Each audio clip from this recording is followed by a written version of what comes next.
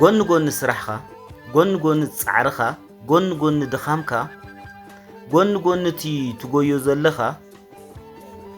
ኣገዳሲ ነገር ኣሎ ጥዕና ዝበሃል ነገር ኣሎ ኣብ ህይወትካ ኩሉ ነገር ክትጻወር ትኽእል ኢኻ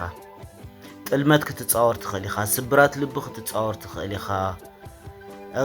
ጸቕጢ ናይ ገንዘብ ክትጻወር ትኽእል ኢኻ ክሳራታት ክትጻወር ትኽእል ኢኻ ጭቕጭቕ ናይ ስድራ ቤት ክትጻወር ትኽእል ኢኻ ጭቕጭቕ ናይ ሰበይትኻ ክትጻወር ትኽእል ኢኻ ኩሉ ክትጻወር ትኽእል ኢኻ ክትጻወራ ዘይትኽእል ነገር ግን ጥዕና እያ ጥዕናኻ ኣብ ሓደጋ እንተደኣትዩ እዚኣ ክትጻወራ ኣይትኽእልን ኢኻ ቃንዛ ኣብ ህይወትካ እንተደኣትያ ክትጻወራ ኣይትኽእልን ኢኻ ቃንዛ ከቢድ ነገር እዩ ቃንዛ ኣብ ህይወትካ ብሓንሳብ ዝመጽእ ነገር ኣይኮነን ብፕሮሰስ እዩ ቃንዛ ዲቨሎፕ ዝገብር ቼክ ክትገብር ኣለካ ኣብ 6 ወርሒ ዲኻ ብዓመት ዲኻ ኣፍታ ዝተዓመትካ ጉዳይ ጥዕናኻ ቼክ ትገብር ከመይ ኣሎ ሂሞግሎቢን A1C ናተይ ከመይ ኣሎ ብላድ ፕሬሸር ናተይ ከመይ ኣሎ በቃ ብሓፈሻ ኦርጋናተይ ከመይ ኣሎ ዓይነይ ከመይ ኣሎ በቃ እዝነይ ከመይ ኣሎ ቼክ ክትገብር ኣለካ ትዘድልየካ ምግቢ እንዳተመገብካ ክትጓዓዝ ክትክእል ኣለካ ዘድልየካ ትደልዮ ዘይኮነስ ዘድልየካ ምግቢ እንዳተመገብካ ክትጓዓዝ ክትክእል ኣለካ እንታይ የድልየሉ ንኣካላተይ እዚ ኸኣ ክትፈልጦ ትኽእል ከድካ ቼክ ኣፕ ምስ ትገብር ጥራሕ እዩ እንታይ ክትበልዕ ኣለካ እንታይ ክትበልዕ የብልካን ትምሃሮ ኖ ኣነ ምስ ጥዕናይ እንዴት ዘለኹ እንዳበልካ ስቒልካ ኣብ መንገዲ ገገፊትካ እንተደኣ ትኸይድ ኣለኻ ምግብታት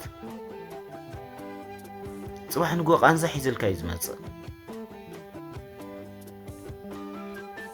ድቃስ የድልየካ ኣሎ ክድቅስ ኣለካ እኹል ዕረፍቲ ክትቦ ኣለካ ጽባሕ ንጎ ቃንዛ ሒዝልካ ከይመጽእ ኣእምሮኻ ፍሬሽ ዝገብሩ ነገራት ምዝንጋዕ ዘድልየካ ተኾይኑ ኣብ ሰሙን ሓንሳብ ዲ ኣብ ወር ሓንሳብ ክትዘናጋዕ ኣለካ ጎን ስራሕኻ ማለት እዩ ጎን እቲ ሓኾት ትብሎ ዘለኻ ህይወት ጉዳይ ጥዕናኻ ኣብ ግምት እንዳእትኻ ክትከይድ ኣለካ ቃንዛ መጺኡ ክሳብ ዝምህረካ ይትጸበ ንምንታይ ቃንዛ መጺኡ ክሳብ ዝምህረካ ትጽበ ኣለኻ ቃንዛ ምስ መጸ በቃ ኩሉ ነገር ከብቅዕ እዩ ሶሻል ሚድያ ከብቅዕ እዩ ኣይትግደሰሉን ኢኻ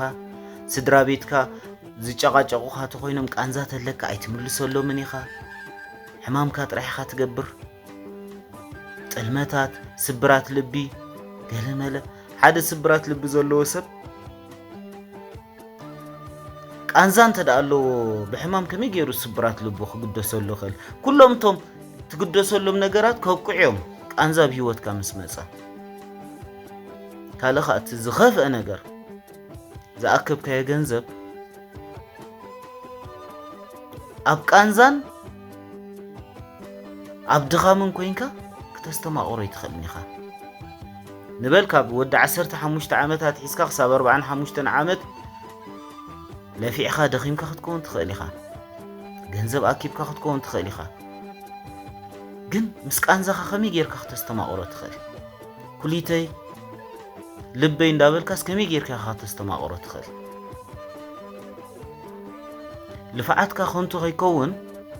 ጥዕናኻ ብግምት እንዳእተኻ ክትከይድ ኣለካ ትምገቦ ምግብታት ድዩ ኩሉ ነገራትካ እንዳስተኻኸልካ ክትከይድ ኣለካ ኣብ 6 ወርሒ ብውሕዱ ሓንሳብ ቼክ ኣፕ ክትገብር ኣለካ ምክንያቱ ዳሕራይ ከኒና ከይኮን ቀለብካ ዳሕራይ ፈውሲ ቃንዛ ከይኮን ቀለብካ ካብቲ ትረኽቦ ኣታዊታት ንጥዕና ኢልካ ትምድቦ ገንዘብ ክህልወካ ኣለዎ